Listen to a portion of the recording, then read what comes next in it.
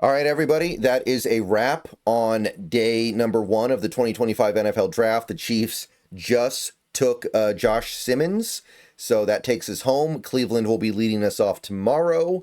And I'll tell you, as interesting as the draft picks themselves were, as surprising as some of the decisions made were, I gotta say, in terms of the Seahawks, things didn't really get all that crazy, it felt like. The Seahawks picked a player that they were heavily connected to in leaks in Gray's Able, and they did not trade back. They did not trade up.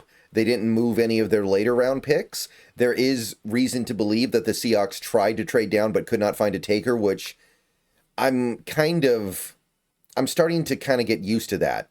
It feels like most years it's hard to trade back these days, which is why we haven't done it in so long. So that really didn't shock me. I think it did disappoint us because I think we wanted to move back. I don't know if I wanted to move back, but I thought moving back was a pretty reasonable idea. So the fact that the team tried to do it but just couldn't get it done makes a good deal of sense to me. And we ended up sticking and picking Gray's Able. So I can't really talk about any trades because we didn't make any of them. I can't really talk about the draft capital that we've added or subtracted because we didn't add or subtract any. So all I can really do is talk about the pick. And I already did that in my initial snap reaction, but things have actually changed fairly significantly since that snap reaction. So I want to talk about that a little bit in this video, this day one wrap up, just so I can kind of put my, you have your snap reaction, and then you have a second reaction after you get a chance to really think about it. So one thing that was really interesting that happened very quickly after the draft pick was delivered, the Seahawks are initially at least listing Gray's Able as a guard, not a center, but a guard. Now, a lot of people have projected Gray's Able out to be a center in the NFL, but that wasn't always the only route here. There was always some possibility he would be a guard, and early indications are the Seahawks are looking at him as a guard. If that's the case, if we are indeed looking at him as a guard, I think it would mostly be a left guard. That actually does change things for me, and it does make me like this pick at least a little bit more. So let's just start there. Let's talk about this for a minute here, because there are a couple of different ways to look at that, but here's the thing that I come back to, and I'll try to explain myself the best that I can so that everyone understands where I'm coming from. When you are looking at the offensive line, some positions are more important than the others. You have left tackle, which is generally considered to be the most important position on the offensive line. The value of your left guard play is higher than the other positions. So when if you were picking at, say, 18 in the first round of a draft, and you're picking a left tackle, in order to live up to that pick, the left tackle doesn't need to be the greatest left tackle ever. He doesn't need to be an all-pro. He doesn't even really need to be great. He just needs to be pretty good. He just needs to be above average to good. And he'll justify that pick because the value of the above average left tackle is much higher. But as you start to slide inside, that bar for success starts to really go up. And when you get to center and right guard, in my estimation, especially right guard, but also to a certain extent center, the standard for what I need from a guy that I'm taking that high in the draft is quite simply going up. So when I look at this pick initially, and I see Gray's Able as a center, my thought is, well, you're going to have to be special. You're going to have to be elite. You're going to have to be one of the best centers in football to be worth the 18th overall pick, because the center just isn't as valuable as some of the other positions. But if you move him to left guard, and I think left guard has become very important in the modern NFL, I feel like the standard changes.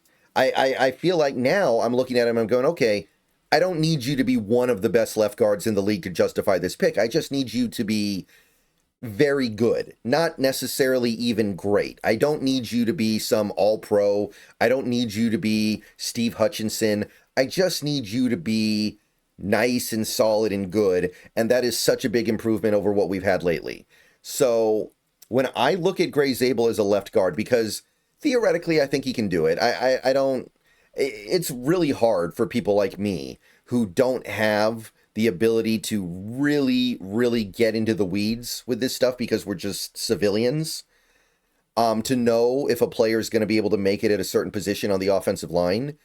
But if he can make it at left guard, I think that makes his success much more likely.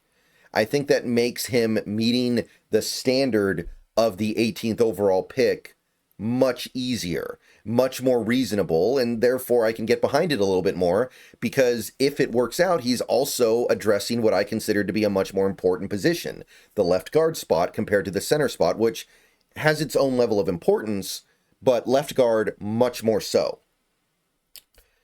So that's kind of where I am right now on Gray Zabel. I thought it was a good pick. I initially gave it a B. I upgraded it to a B+. I still don't know if it was the best thing we could have done. I will admit that if we really liked Zabel, we would not have been able to get him later, I don't think. Some people are saying you could have gotten Zabel in the second round. I actually don't agree with that. I actually think that Zabel would have gone to Minnesota. They took Donovan Jackson, I believe. I think that the Vikings would have taken Zabel. There are some players that I think are just more valuable than Zabel, and I'm always going to be chasing value in these spots, and I refuse to ever apologize for that. But here's what I'll say. Clearly something is wrong with Will Johnson. Clearly, like beyond what we thought. Something is wrong with Will Johnson beyond what was even known. And what was known was not good. So bottom line is Will Johnson is damaged goods beyond belief. That's the only way, that's the only reason he could fall this far. So at this point, can we really be worked up about not drafting him at 18? No. At this rate, we might be able to get him at 50. Like, something is very, very bad on those medicals. That's all we can say at this point, unfortunately. Sucks to be him. And maybe also true with Campbell. I'm not so sure about Campbell. I think that him falling had more to do with him being an off-ball linebacker than him necessarily being anything super wrong with him.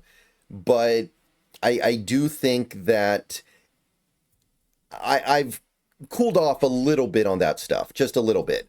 Now, there are other players that I think had more value than Gray Zabel, but I think that's less of an issue when we are seeing an attempt to do something that Schneider doesn't do. There, where he addresses the interior offensive line with a premium pick or a semi-premium pick. There's something to be said for that. And I compared this pick to the Byron Murphy pick, and in the case of the Byron Murphy pick, he was playing a very valuable position. The defensive tackle spot is very, very important. But at the same time, I was like, it wasn't necessarily a indication of a massive shift in philosophy. This is. So I'm a little more forgiving of it on that front. Now, we'll see what happens tomorrow. Excuse me. Ooh, sorry, I went on there for a while. I really wanted to explain my thought process there, but I think the pick is good. I'm not going to say it's great. I'm not going to say it's my favorite. I think it's a little better than I initially thought, but we're going to have to see what happens tomorrow. There's a lot to learn tomorrow, and I'm hoping the team nails it. I'm excited. I'm intrigued, and I'm ready to welcome in whatever the Seahawks do here on round 2, because there are some possibilities of great things here. There is a possibility of the Seahawks really pulling off some special stuff here with the players that are left in my estimation. So I'm going to get out of here. Go Hawks. Thanks for watching. That's my day 1 recap. That's really all I can talk about because nothing else happened. We didn't trade or anything. So, hey, John Schneider did something he doesn't typically do, and I guess that's cool. I hope he's good. I hope Gray Zabel is good. There is some really fun stuff with him. I think that he has immense potential. I think there's a little bit of a lower floor as well, but I don't mind a lower floor.